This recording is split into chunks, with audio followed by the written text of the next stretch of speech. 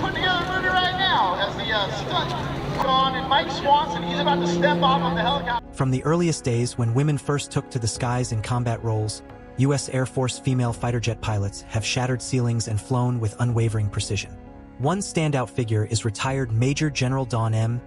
Dunlop, who's not only among the first U.S. women to pilot combat aircraft, but also became the highest-ranking female fighter pilot in Air Force history.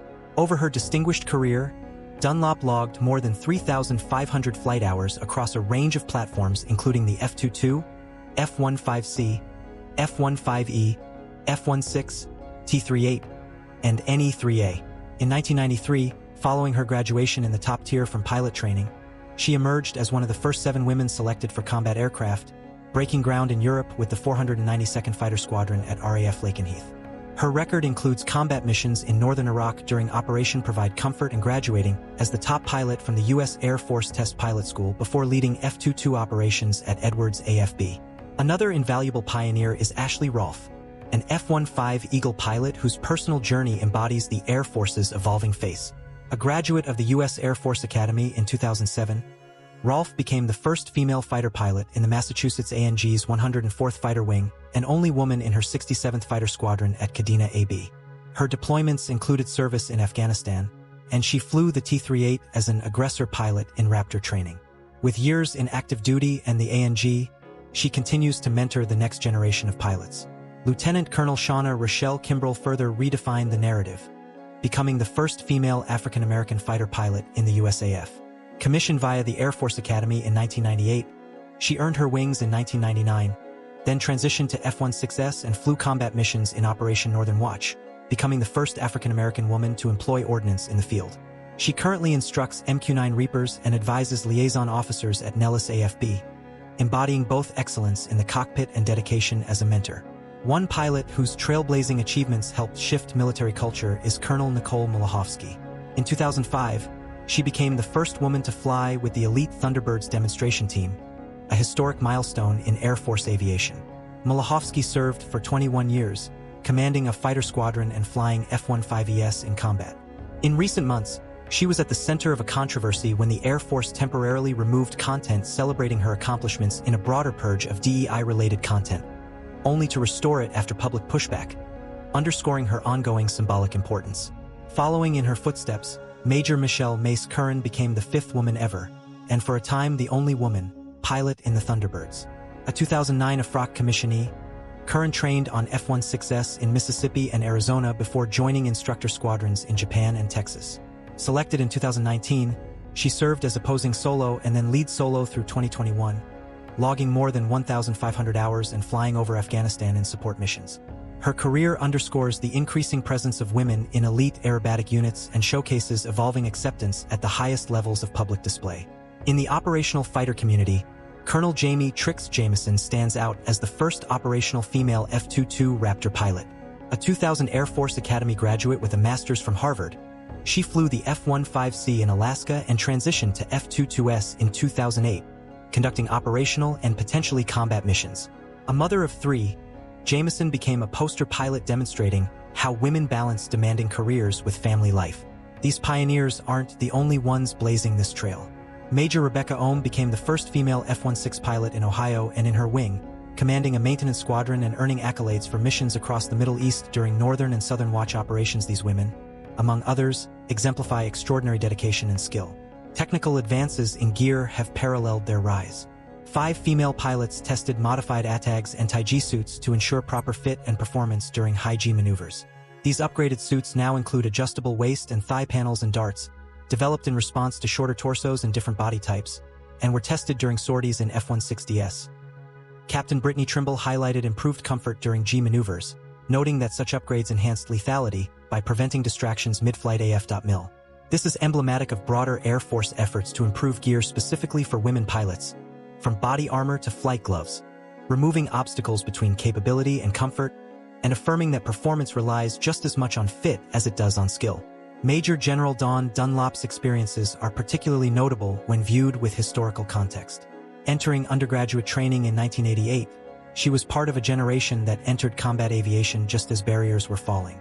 She navigated a world where women couldn't initially even select fighter aircraft, yet went on to command test and operational units, flying over 3,500 hours. Her pioneering role in flight testing, especially with fifth-gen platforms, opened doors for future generations. Malachowski's and Curran's appearances in the Thunderbirds emphasize another key dimension: representation. These team roles are highly visible and symbolic, demonstrating not just that women can serve, but that they can represent excellence at the public forefront. Even after Malachowski's official Air Force biography was briefly removed, response was swift enough that it was reinstated, highlighting collective recognition and the importance of female role models. Today, the legacy of the WASPs and the Tuskegee Airmen is being re-examined as the USAF undergoes both institutional and ideological shifts. Historical pages highlighting these groups, as well as figures like Jeannie Leavitt, the Air Force's first female fighter pilot and later a two-star general, were removed during the same DEI purge that briefly affected Malachowski. But growing calls for historical remediation have resulted in some content being restored. Leavitt's career, including 3,000 flight hours and command of a fighter wing, is now recognized once again, ensuring her path is open to those clouds of tomorrow.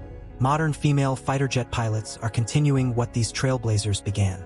Lieutenant Anastasia Brown, recently featured widely, handles high-performance jets with stunning composure on social media platforms. Though not yet a household name, her example is resonating with young aviation aspirants, contributing to a growing online narrative of inclusivity in aviation. These women fly in a vastly changed world. Today's U.S. Air Force is more focused on multi-role platforms, AI-augmented systems, and tight-knit flight teams. Female pilots are flying every mission type, from stealth strike sorties and close air support to aggressive adversary training and squadron leadership. Instructors like Kimbrel and Ohm shape future MQ-9 and F-22 pilots, while operational leaders like Jameson, Curran, and Rolfe push the edge of tactical air power. Their presence signals exponential growth in both skill and representation across Air Force career paths. Despite these advancements, challenges remain. Air gear still requires adaptation, from gloves to survival equipment. The DEI purge showed how institutional recognition can still lag behind performance and sacrifice. The need to restore and protect the legacy of women such as Malachowski, Leavitt, and earlier WASPs is more than symbolic. It's vital to recruitment and retention. Representation isn't just a buzzword. It's the bedrock of aspiration, showing every girl watching that the cockpit has room for her. Yet the successes are undeniable. Many female pilots have deployed to combat theaters, earning medals and citations. Curran flew missions over Afghanistan. Others have deployed to Iraq.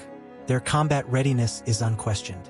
They master high-G dogfights, precision interdiction, electronic warfare, and next-gen integration with unmanned systems and AI tools. They instruct at wings and training programs. They command flight groups. They fly advanced platforms from F-15S and F-22S to F-16S and MQ-9S. The next generation may see integrated human-machine teaming, where pilots work side by side with loyal autonomous wingmen. These daughters of early pathbreakers will shape baselines for fighter training, tailored not by gender but by performance and comfort. The industry's investment in fit-for-all gear shows that the training environment is rapidly evolving to include women as equals in every phase. As the Air Force builds towards integrated warfighting structures like the Next Generation Air Dominance Initiative, combining stealth fighters with hypersonic missiles and sensor networks, female pilots aren't just participants. Many are in leadership roles shaping doctrine, requirements, and testing. Leaders like Dunlop and Jameson served at Edwards AFB and other centers of innovation. Curran and Malachowski modeled elite public outreach as Thunderbird pilots. Okay, the young professionals like Brown and others are flying frontline fighters and adversary jets, ensuring readiness. None of this comes without struggle, but the struggle has yielded results. Where once women had to fight for their right to even fly fighters, today they are at the center of America's next-generation air power. Stealth, precision, AI, multi-role tactics, and strategic integration. Their legacy is deeper than flight hours. They've shaped policy, gear design, institutional history, and public perception. Putting all this together, the remarkable arc of these female fighter pilots looks like this. Early pioneers like Dunlop and Kimbrel broke combat ceilings in the 90s and early 2000s, building credibility in fighter wings. Mid-career leaders like Malachowski and Leavitt extended those paths into public and command roles. The Thunderbird solos of Curran proved elite demonstration is theirs to command. And the generation now, Brown and others, are ingesting that legacy while operationally taking to the skies in every theater or solo demonstration imaginable. Their excellence comes through in metrics, thousands of flight hours, dozens of combat missions, medals earned, command bows, high-profile performance roles. Their influence goes beyond. They've shaped gear to improve safety and performance for all pilots. They've shown leadership in contested skies and on the ground. Their stories continue to challenge assumptions, inspiring every person who ever dreamt of defying gravity in defense of country and freedom. In an era defined by drone swarms, AI-augmented fighters, and cyber-electronic warfare, these women are at the front piloting fifth-generation jets, testing new suits, managing autonomous aircraft, and shaping doctrine. Their presence in every aspect of the mission, combat, leadership, training, is evidence that the future of aerial warfare is diverse, adaptive, and inherently stronger for it. Their journeys also reflect how institutional memory matters. That sharp attention to restoring biography shows that honoring past trailblazers keeps the door open wide for future ones. From WASP archives to Thunderbird elements, making sure every milestone is remembered ensures that no one else hears "you're good enough to serve, but not good enough to be remembered." The result?